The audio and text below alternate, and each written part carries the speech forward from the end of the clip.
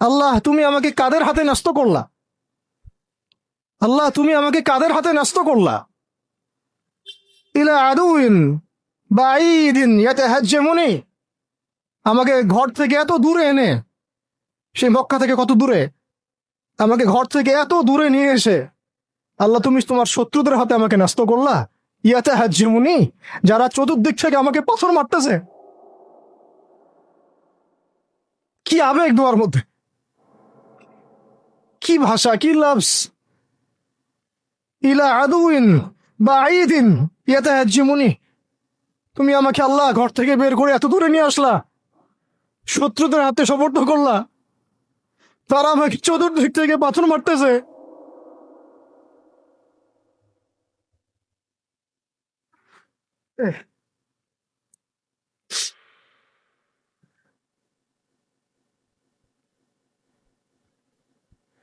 আম্মি লা করিবিন মাল্লাকতাহু আমরি, পরে নবীজি বলছেন আম্মি লা করিব, নাকি আমাকে কাছের মানুষদের হাতে নিয়ে আসছো আল্লাহ?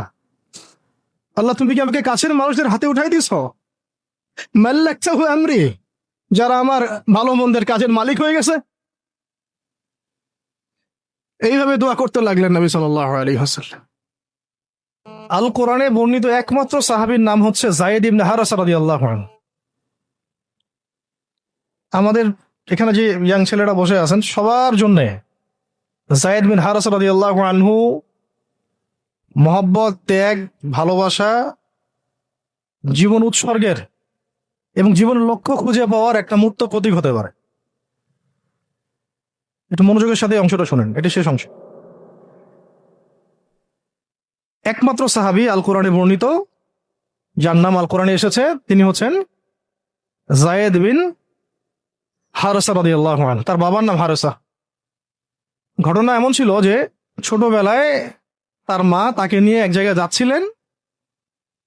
তো আগে তো ওই যে ডাকাতি হতো, জলদস্যুর আক্রমণ করতো না, এরকম তাঁবুর মধ্যে আক্রমণ হয়েছে এবং তার মায়ের কাছ থেকে সন্তানকে কেড়ে নিয়ে চলে গেছে। মায়ের জন্য কত কষ্টকর এটা। সন্তানের মহব্বত, এটা তো বাবা মারাই বুঝবে সন্তানের প্রতি মহব্বত কাকে বলে, সন্তানকে ছেড়ে থাকার কষ্ট, এটা যারা বাবা মা হয়েছেন তারাই তো বুঝবে। তো এদিকে বাবা মা পাগল প্রায়, সন্তানকে খুঁজে পাওয়া যাচ্ছে না, আর দস্যুরা তাকে নিয়ে ওকাস বাজারে বিক্রি করে দিয়েছে। কোন বাজারে? ওকাস। এটা ছিল মক্কায় একটা বাজার, ওখানে মেলা হতো, ওকাস ওখানে বিক্রি করে দিয়েছে। তো ঘটনাক্রমে তখন তার বয়স মাত্র কত হবে, 8 থেকে 10 বছর। ঘটনাক্রমে তাকে খরিদ করেছেন খাদিজা রাদিয়াল্লাহু আনহা। খাদিজা রাদিয়াল্লাহু আনহার আত্মীয়, খাদিজা রাদিয়াল্লাহু আনহার আত্মীয়। তখন কিন্তু নবী সাল্লাল্লাহু আলাইহি ওয়াসাল্লাম নবুয়ত পান নাই, মানে ওহী আসেনি এখনো, বিয়েও হয়নি এখনো। খাদিজা রাদিয়াল্লাহু আনহার সাথে এখনো বিয়ে হয় নাই। তো তার আত্মীয় তাকে কিনে নিয়ে আসছেন, এনে খাদিজা রাদিয়াল্লাহু আনহার খেদমতে দিয়ে দিয়েছে। খাদিজা রাদিয়াল্লাহু আনহার সাথে যখন নবী সাল্লাল্লাহু আলাইহি ওয়াসাল্লাম বিয়ে হলো তখন তো তার বয়স 40, আর আমাদের নবী সাল্লাল্লাহু আলাইহি ওয়াসাল্লামের বয়স 25। এটা বাংলাদেশে হইলে বাংলাদেশের মানুষ মেনে নিত না, তালাক করাই ছাড়তো অনলাইনের মাধ্যমে। কথা বুঝতে পারছেন?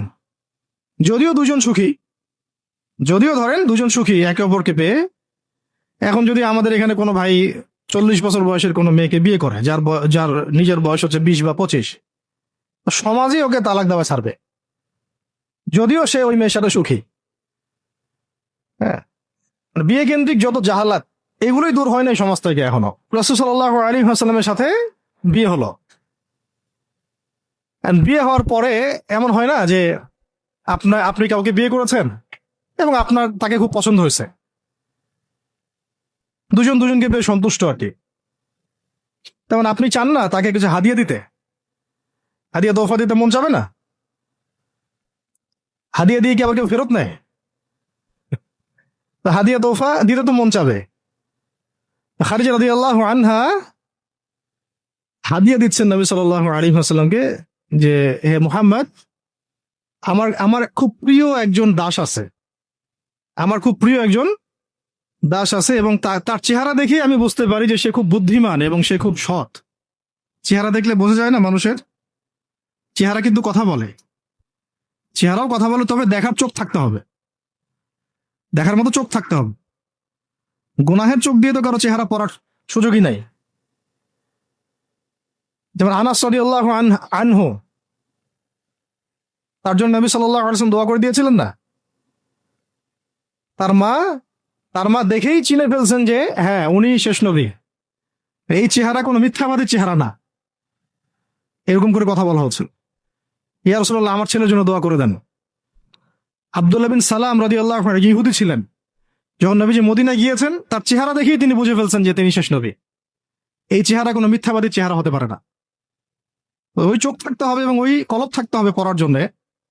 তো খাদিজা রাদিয়াল্লাহু আনহা হাদিয়া দিয়েছেন যে আমার খুব প্রিয় একজন দাস আছে, জায়েদ। তো নবী সাল্লাল্লাহু আলাইহি ওয়াসাল্লাম এটাকে গ্রহণ করেছেন। হাদিয়া গ্রহণ করে তিনি দেখেন জায়েদ বিন হারেসা রাদিয়াল্লাহু আনহুর তাকদীরটা কেমন হলো। জলদস্যু না, স্থলদস্যুদের হাত থেকে ওকাস বাজার থেকে চলে আসলো কোথায়? খাদিজা রাদিয়াল্লাহু আনহার বাসা, সেখান থেকে নবী সাল্লাল্লাহু আলাইহি ওয়াসাল্লামের সোহবতে। চিন্তা করা যায়? এই তাকদীর তো ইউসুফ আলাইহিস সালামের চেয়েও কম সৌভাগ্যের না। ইউসুফ আলাইহিস সালামের কি হয়েছে? ভাইয়ের ষড়যন্ত্র, সেখান থেকে কূপ থেকে রাজপ্রাসাদ, সেখান থেকে জেল থেকে আবার রাজপ্রাসাদ। তারপরে তো পুরো মিশরের বড় একটা অংশের রাজনৈতিক দায়িত্ব, এবং সেখান থেকেই বনু ইসরাইল পরে আবার মিশরে আসলো। অন্য একদিন আলোচনা করবো ইনশাল্লাহ। এখানে জায়েদ ইবনে হারেসা রাদিয়াল্লাহু আনহার তাকদীর কেমন? অনন্য সাধারণ, এত এত চমৎকার যে এটা তো ঈর্ষণীয়। আলী রাদিয়াল্লাহু আনহু ছাড়া এমন তাকদীর তো মনে হয় আর কেউ পান নাই, যে নবী সাল্লাল্লাহু আলাইহি ওয়াসাল্লামের ঘরের মধ্যে তিনি সবসময় তার সাথে তার খেদমত করছেন। শুধু তাই না, নবী সাল্লাল্লাহু আলাইহি ওয়াসাল্লাম তাকে নিজের পুত্র বানিয়ে নিলেন। জায়েদ আমার পুত্র, জায়েদ আমার ছেলে। দাস রাখলেন না। যখন তিনি জায়েদ বিন হারেসা রাদিয়াল্লাহু আনহুকে পেলেন, সবার সামনে এলান করে দিলেন যে সে আমার দাস না, ও আমার ছেলে, জায়েদ আমার ছেলে। নবী সাল্লাল্লাহু আলাইহি ওয়াসাল্লাম বলছেন জায়েদ আমার ছেলে, বলছেন যে আমি তাকে ভালোবাসি, ও আমাকে ভালোবাসে। অথবা এক জায়গায় এভাবে আসছে যে আমি তার উত্তরাধিকারী, সে আমার উত্তরাধিকারী। জায়েদ বিন হারেসা রাদিয়াল্লাহু আনহুর লকব ছিল হিব্বু রাসূলিল্লাহ, রাসূল সাল্লাল্লাহু আলাইহি ওয়াসাল্লামের প্রিয় ভাজন। আর জায়েদ বিন হারেসা রাদিয়াল্লাহু আনহুর ছেলের নাম ওসামা বিন জায়েদ। জায়েদ বিন হারেসা রাদিয়াল্লাহু আনহুকে একবার তিনি একটা সেনাবাহিনীর কাফেলার দায়িত্ব দিয়েছিলেন। কিছু কিছু সাহাবী একটু আপত্তি করেছিলেন, বয়স কম, আরো যোগ্য সাহাবী আছে। আবার ঠিক ওসামা বিন জায়েদ রাদিয়াল্লাহু আনহুকে যখন নবী সাল্লাল্লাহু আলাইহি ওয়াসাল্লাম শেষে একদম ইন্তেকালের কয়েকদিন আগে জুরফে একটা সেনাবাহিনীর দায়িত্ব দিয়ে পাঠিয়েছিলেন, তখনও কেউ কেউ আপত্তি তুলেছিল যে ওসামার বয়স কম, 19 বছর 20 বছর বয়স, আরো বড় বড় যোগ্য সাহাবী আছে। তখন নবী সাল্লাল্লাহু আলাইহি ওয়াসাল্লাম বলেছিলেন যে ইতিপূর্বে তোমরা জায়েদের ব্যাপারেও আপত্তি তুলেছিলে, আর আজকে তোমরা ওসামার ব্যাপারেও আপত্তি তুলছো। তোমরা জেনে রাখো, তার বাবা এবং সে, মানে জায়েদ বিন হারেসা এবং ওসামা বিন জায়েদ, এই দুজনকে আমি ভালোবাসি। এই দুজন আমার প্রিয় ভাজন।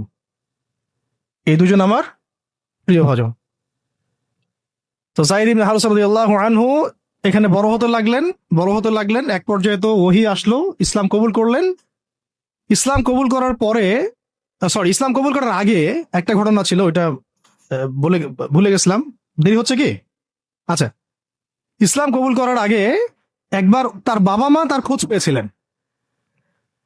হজ করতে আসছেন কিছু মানুষ মক্কায়, তখন হজমরা ছিল বিকৃত, এসে দেখছে যে এই তো জায়েদ।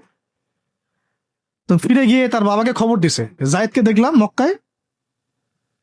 তো তার বাবা আসছেন হারেসা, ঠিক আছে, এসে চিনতে পারছেন আমার ছেলে। তো মুহাম্মদ সাল্লাল্লাহু আলাইহি ওয়াসাল্লামকে বলেছেন যে আমার ছেলেকে আমি কিছু মুক্তিপণের বিনিময়ে নিয়ে যেতে চাই। তো নবী সাল্লাল্লাহু আলাইহি ওয়াসাল্লাম বলেছেন ঠিক আছে, মুক্তিপণ লাগবে না, আমি আপনাদেরকে আরো সহজ একটা অপশন দিচ্ছি। আপনার ছেলেকে ডাকি, সে যদি সে যদি আপনাদের সাথে যেতে চায় তাহলে কোনো টাকা পয়সা লাগবে না, এমনি নিয়ে যাবে। যদি যেতে না চায় তাহলে আমার কিছু করার নেই। তখন তার বাবার সামনে তার ছেলেকে আনা হলো, বলা হলো যে ওনাদেরকে চিনতে পারো? হ্যাঁ, উনি আমার বাবা হারসা, উনি আমার চাচা, উনি আমার মামা, এভাবে বলছেন। তো তার বাবা বলছেন যে আমার সাথে চলো বাসায়। সরাসরি বাবাকে বলে দিলেন যে আমি আপনার সাথে যেতে পারবো না, আমি মুহাম্মদ সাল্লাল্লাহু আলাইহি ওয়াসাল্লামের সাথে থাকতে চাই।